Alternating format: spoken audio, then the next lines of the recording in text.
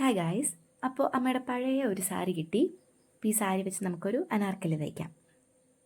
ഞാൻ ആദ്യം തന്നെ സാരി നന്നായിട്ട് തേച്ചെടുക്കുന്നുണ്ട്. വേറെ ഒന്നും കൊണ്ടല്ല, നമുക്ക് തയ്ക്കുമ്പോഴാണെങ്കിലും വെട്ടുമ്പോഴാണെങ്കിലും ഒക്കെ എളുപ്പത്തിന് വേണ്ടിയിട്ട് ചുളിവൊന്നും ഇല്ലാതിരിക്കാൻ വേണ്ടിയിട്ട് തേച്ചെടുക്കുന്നുണ്ട്. ഈ തുണി ഉരുകുന്ന ടൈപ്പ് ആയതുകൊണ്ട് ഞാൻ ചൂട് കുറച്ചാണ് തേച്ചേക്കുന്നത്. ഞാൻ ലൈനിങ് പോർഷൻ ഓൾറെഡി കട്ട് ചെയ്ത് വെച്ചിട്ടുണ്ടായിരുന്നു. ആ ലൈനിങ് പോർഷൻ നല്ല തുണിയുടെ മുകളിലേക്ക് ഇട്ടിട്ടാണ് ഞാൻ യോക്ക് പോർഷൻ കട്ട് ചെയ്ത് എടുത്തേക്കുന്നത്.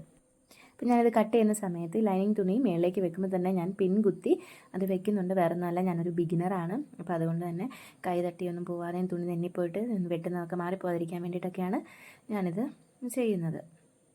പിൻ കുത്തി വെച്ചിട്ട് ഞാൻ ഈ രീതിയിലങ്ങ് വെട്ടിയെടുക്കുകയാണ് ചെയ്യുന്നത്.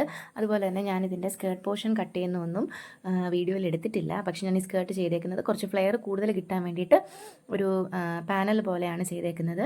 അപ്പോൾ ഫ്രണ്ടിൽ 8 പീസും ബാക്കിൽ 8 പീസ്, അങ്ങനെ 16 പീസ് ഞാൻ കട്ട് ചെയ്തെടുത്തിട്ടുണ്ടായിരുന്നു. ഈ സാരിയിൽ നിന്ന് തന്നെ മാക്സിമം തുണി യൂസ് ചെയ്തിട്ടുണ്ട്, വേസ്റ്റ് ഒന്നും വരുത്താതെ.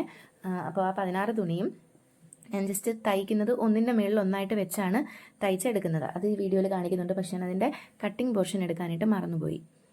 അപ്പോൾ ഈ തുണി കട്ട് ചെയ്ത് ഞാൻ ഫ്രണ്ട് പീസും ബാക്ക് പീസും രണ്ടാക്കി മാറ്റി വെക്കുന്നുണ്ട്. ഇത് ഞാൻ വെച്ചൊക്കെ എനിക്ക് ചേരുന്നുണ്ടോ എന്നൊക്കെ നോക്കുന്നുണ്ട്. ഇനിയും ഇതിൽ കാണിച്ചിരിക്കുന്നത് പോലെ തന്നെ ഒരു തുണിയുടെ നല്ല വശത്തേക്ക് മറ്റേ തുണിയുടെ നല്ല വശം ചേർത്ത് രണ്ടും കൂടി തയ്ച്ചെടുത്ത് തിരിച്ചിട്ട് രണ്ടും അടിച്ചെടുക്കുന്നുണ്ട്. അതെന്തിനാന്ന് വെച്ച് കഴിഞ്ഞാൽ നമ്മൾ ഈ ഫ്രണ്ടിൽ ലാസ്റ്റ് നിങ്ങൾക്ക് ആ ഫൈനൽ ഔട്ട്പുട്ട് കാണുമ്പോൾ മനസ്സിലാവും. ഞാൻ പാനൽ പോലെയാണ് വെച്ചേക്കുന്നത്, കുറച്ച് ഫ്ലെയർ കിട്ടാൻ വേണ്ടിയിട്ട് പീസുകൾ ചേർത്ത് വെച്ചാണ് തയ്ച്ചെടുത്തേക്കുന്നത്. അനാർക്കലി ആണല്ലോ, അപ്പോൾ അത് കാരണം അനാർക്കലിയുടെ ആ ഒരു സ്റ്റൈലിലേക്ക് വരാൻ വേണ്ടിയിട്ട് ഞാൻ അങ്ങനെ ചെയ്തതാണ്. അപ്പോൾ ഈ ചുരിദാറിൻ്റെ ഫ്രണ്ട് പോർഷൻ സാധാ ചെയ്യുന്ന പോലെ യുവോ വിയോ ഒന്നും കൊടുക്കാതെ ഏതെങ്കിലും ഒരു വെറൈറ്റി രീതിയിൽ ചെയ്യണമെന്ന് എനിക്ക് ആഗ്രഹമുണ്ടായിരുന്നു. അത് കാരണം ഈ സാരിയുടെ നമ്മുടെ അറ്റത്തെ പല്ലു പോർഷനിൽ നിന്നും ഞാൻ നല്ല ഭാഗം പ്രിൻ്റുള്ള ഭാഗം വെട്ടിയെടുത്ത് ഒരു ഷേപ്പ് കൊടുത്തിട്ട് അതാണ് ഞാൻ ഫ്രണ്ട് പോർഷനിലേക്ക് വെക്കുന്നത്. നിങ്ങൾക്ക് ഔട്ട്പുട്ട് കാണുമ്പോൾ മനസ്സിലാവും. അതുപോലെ തന്നെ ഞാനൊരു ബിഗിനർ ആയതുകൊണ്ടാണ് അളവോ കാര്യങ്ങളോ ഫുൾ സ്റ്റിച്ചിങ് വീഡിയോയോ കട്ടിങ് വീഡിയോ ഒന്നും ആഡ് ചെയ്യാത്തത്. ഞാൻ അത്രയ്ക്ക് ആ ലെവലിലേക്ക് എത്തിയിട്ടില്ല. അപ്പം ഞാൻ എൻ്റേതായിട്ടുള്ള രീതിയിലാണ് ചെയ്യുന്നത്.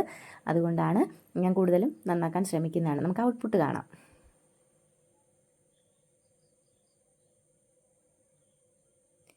അപ്പോൾ ഈ വീഡിയോ ഇഷ്ടപ്പെട്ടെങ്കിൽ എല്ലാവരും ലൈക്ക് ചെയ്യുക, ഷെയർ ചെയ്യുക, സബ്സ്ക്രൈബ് ചെയ്യുക, സപ്പോർട്ട് ചെയ്യുക. താങ്ക്